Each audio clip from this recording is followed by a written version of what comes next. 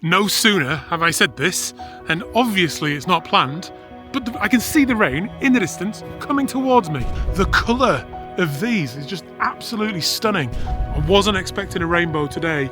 That's crazy. That is crazy. Hello there and welcome back. Now in today's video I want to show you the landscape that is only revealed by the rain and why you should definitely go out and shoot it. I'm going to answer common questions about photographing in the rain, like how to protect your camera, stay dry, whether you should do it or not, all that kind of stuff. We're going to get into it today on what has already been a very wet day and we're expecting more rain a little bit later. So I'd love it if you'd come with me on this landscape photography adventure. Let's go. Before we get going today though, this video is sponsored by Squarespace. If you need a domain name, a website or an online store, make your next move with Squarespace. Now the very first example of the kind of landscape that is revealed by the rain is the woodland. We're in this beautiful woodland at the moment, absolutely stunning. And the textures of these awesome colours have just burst to life. Look at these ferns just down here. The colour of these is just absolutely stunning. Some of them have like an orange browny glow, but some of them, because of that rain and because of that darker tone and the texture it brings out, look almost purple. It's beautiful. The bark on the trees, all the raindrops burst into life as well. Just fantastic. And I've got a little shot that I scouted here not so long ago that I want to kick the day off with. Oh, I'm excited about the day. I am very excited.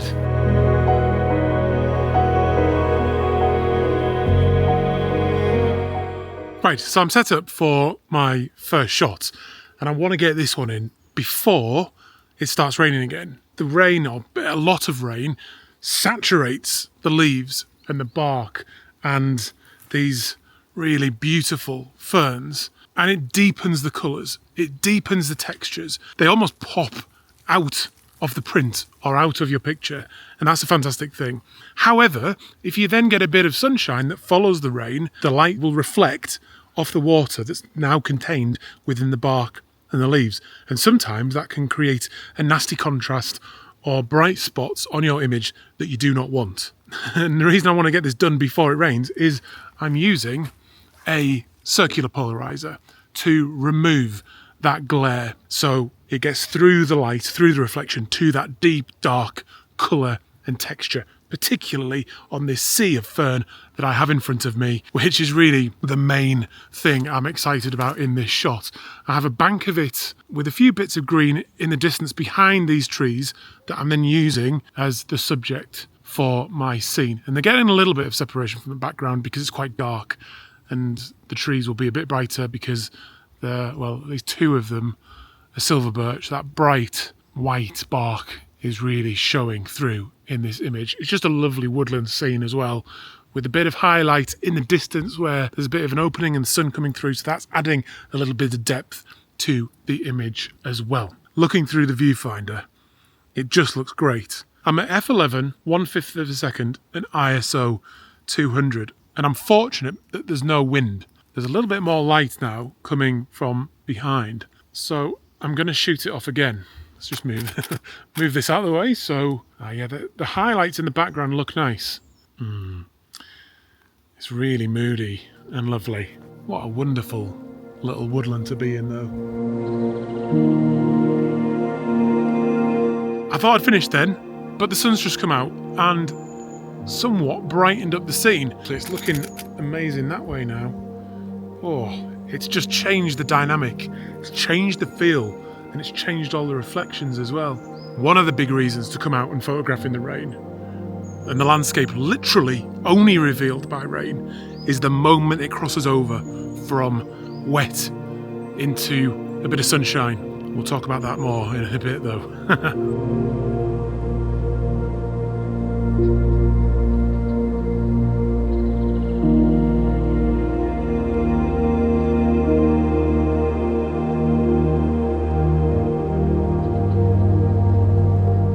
By far, the question that I get asked the most when photographing in the rain is, do I worry about my camera? Will it get wet? Will it stop working? All that kind of thing. Now, even in the Lake District, last time out with Mally, it got rained on, and it has never skipped a beat. I'm not purposely promoting Canon here, but Canon cameras just work. It's always been the case for me, and it's why I've really stuck with them, because in the heat of the moment, whether it's a wedding, in landscape, in the rain, you just want your camera to work, and Canon is very, very good at that. My advice would be, is if you can, get a weathered seal camera, and then go out and don't worry about it. The problem I have had most is lenses fogging up. The moisture's getting inside the bits that are not weather sealed, where it connects to the camera, and it starts to fog up after a while. Fogging up is not something you need to be nervous about though, but all you need to do is take it home and let it dry. If you really worry about it and it's not drying, you can put it in an airing cupboard. Don't put it in rice. Do not put it in rice. I hear that all the time. You don't need to do that. A little bit of time and a little bit of warmth will dry it out. The Canon that fell into the water in Wales, that was dead. It was dead for about 4 weeks. I put it in the airing cupboard for about 2 weeks, then left it for a bit, put the battery in one day, and it came back to life. I'm of the opinion that your camera is a tool, and I want to use that tool in all environments. And a lot of the cameras, the weather sealed ones these days, are designed for that. So go ahead and use it. Even if it looks ugly, your camera's dripping with water, it's designed for that. It will be okay. The other thing is look after yourself first. There's no such thing as bad conditions. There is only bad clothing. Start with your feet. Keep your feet dry at all costs. Your day will be ruined if your feet get wet. And if it's the winter, that becomes dangerous pretty quickly. So you've got to look after your feet. A good pair of waterproof boots is the way to go. Then just use layers. I've got these waterproof trousers on today. I've got 2 layers on at the moment, a base layer and this fleece. Then I've got my waterproof coat in the bag. That's pretty much all I ever take, because I keep warm fairly easily. That's going to keep me dry, keep me shooting for a good few hours before that coat that I carry, with quite lightweight one, breaches. I know I've got a good few hours out in the rain shooting, but just go for it. That's my advice really. Just go for it. Don't worry about your camera too much. Use an umbrella if you need to, if you're worried, but life's too short to use an umbrella over your camera, isn't it? Jesus. I'm about to handhold another shot because I've just stumbled across another example of landscapes that require rain. This is basically where nature provides. The rain falls and nature provides. But look at these fungus. I don't know what they're called. I'm not a fungal expert. They are absolutely massive. And they're almost growing out of, well, they're literally growing out of the tree, but it looks like the bark kind of melds into the mushroom. I sound like an idiot. Mushroom, fungi, I don't know. Whatever it is, cap. It's beautiful, isn't it? A second ago, I had a bit of light coming from there, but I want to put it in context with some of the woodland in the background and get the detail and the texture of it growing out of the tree. So I'm going to try, let's just do that. And there was one above it as well that I want to get in. It's a bit of a wider one. I'm underexposing slightly as well to really bring out the cap mushroom fungi in the shot. I don't know what it's called. Sound like an idiot, don't I? Yeah, that's lovely. That is lovely.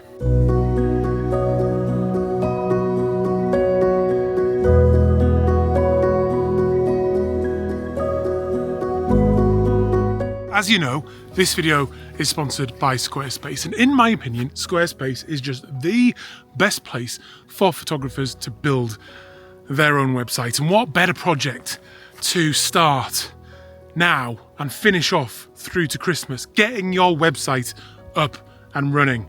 That would be a big achievement, and I think you'd really enjoy it, because then you get to post your pictures online, share them with the world in a way that exactly suits you. Because personally, I find social media just terrible these days, and I've been off it for a long time, but I love looking at people's photography on their website. And Squarespace is just such a beautiful place to do that, because it's really easy to do. For one, you can use their AI service, which they call Design Intelligence, to build a custom template, or it will help you write copy to put some words alongside your images, or you can use one of their beautiful templates. And before you know it, you'll have a unique and just fantastic looking website. The other great thing about it is it will grow with you, so you can start with that gallery to share your work, and the images are going to look big, bold and beautiful, exactly how you want to share them. And then if you want to, after that, it will grow with you into an online store, so you can start selling things like books or prints or calendars or workshops or anything else that photographers sell or that you want to sell. You can do it just as easily on Squarespace. They have award-winning customer service. I've been using them for years. I just wish I'd found them sooner, because it's just a joyful experience, and at the end of the day, you'll have a website that you're proud to share with the world. So go to squarespace.com or hit the link down below and then use the offer code FIRSTMAN. That's right, FIRSTMAN. Tell them that I sent you there, and then you get a brand new website, I get the credit for sending you there, and Squarespace gets a new customer. We all win, and it's a beautiful thing. Plus you'll get 10% off your first purchase. Right, it has actually started to rain, so yeah, I'll have a little march. Which way am I going? How did I miss these trees down here? Loads to shoot, not enough time. Right, let's go this way and find something else to photograph, and we'll talk about another type of landscape that the rain reveals.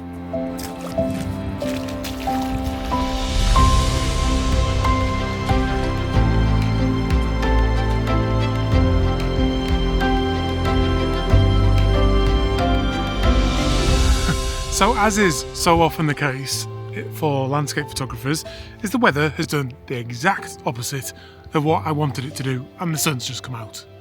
I'm making a video about rain and the sun has come out, which is pretty annoying, because one of my favourite landscapes that the rain reveals, and I've taken so many of these over the years, and they're so accessible when it's wet, is a beautiful Moody landscape. I absolutely love these kind of photos, and I'm an absolute sucker for them, particularly when the rain gets in between the hills in the distance and starts creating layers. I'll put a series of these type of photos up while I'm talking to illustrate kind of what I'm saying, but an excellent example was from the last video with Mally on the night before we camped, and there was gold and the sun was sort of over in the distance, making a nice orange glow, lighting up that rain from behind and just creating this image here, which I absolutely love. But often if you're out on the hill, you can see the rain coming from away in the distance, and as it comes towards you,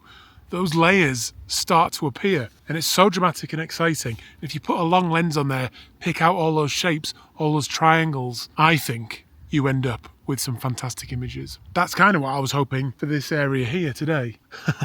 But as you can see, the sun is on my face, and it's irritatingly pleasant.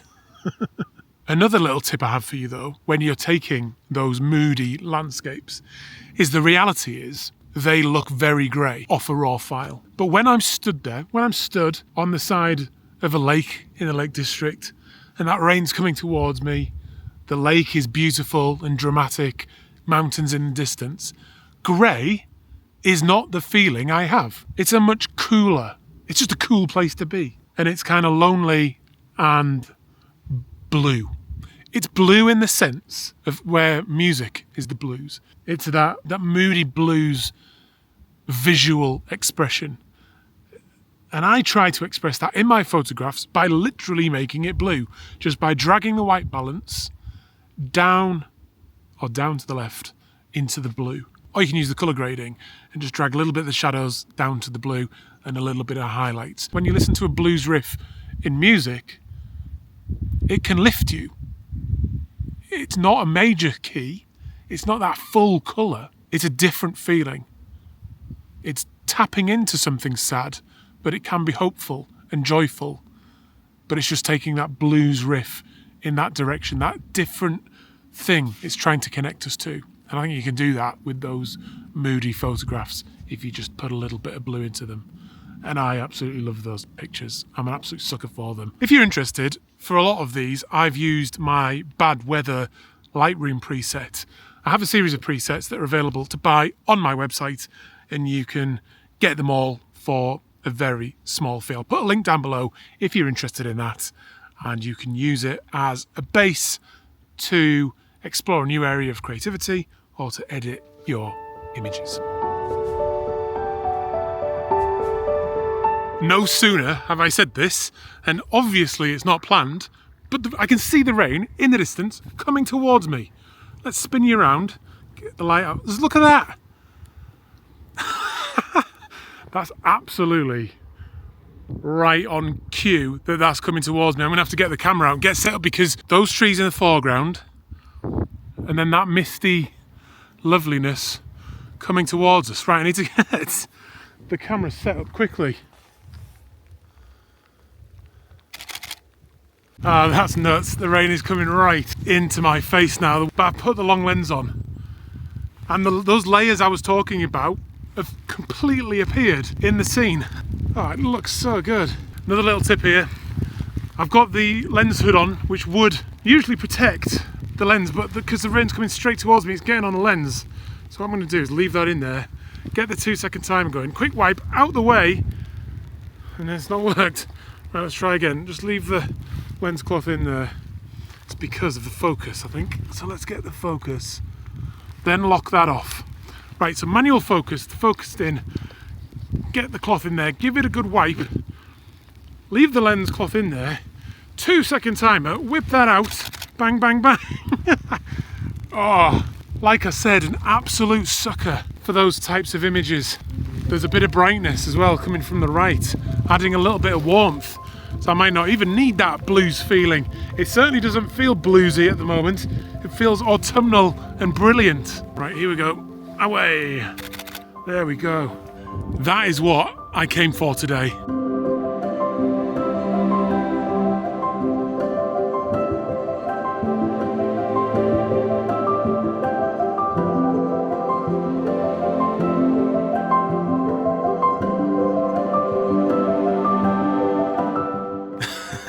Right, let me give you a little wipe as the final part of this puzzle comes together right in front of my eyes.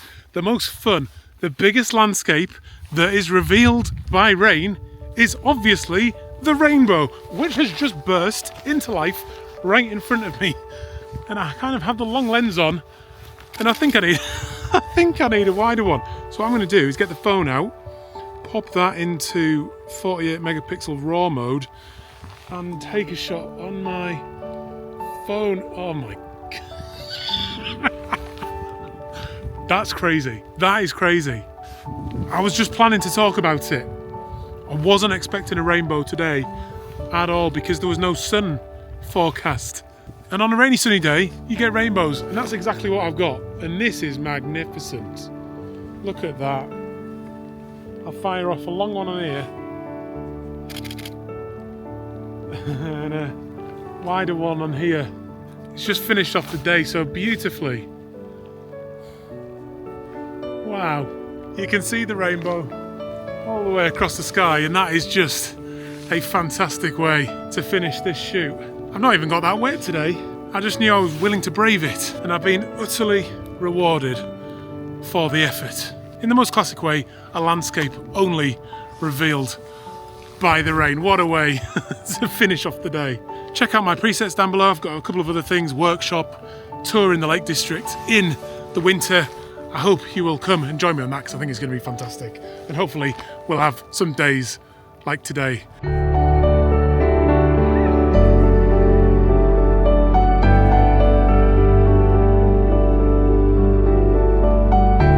I just wanted to show you my bag, which I forgot to close and left open during all this rain.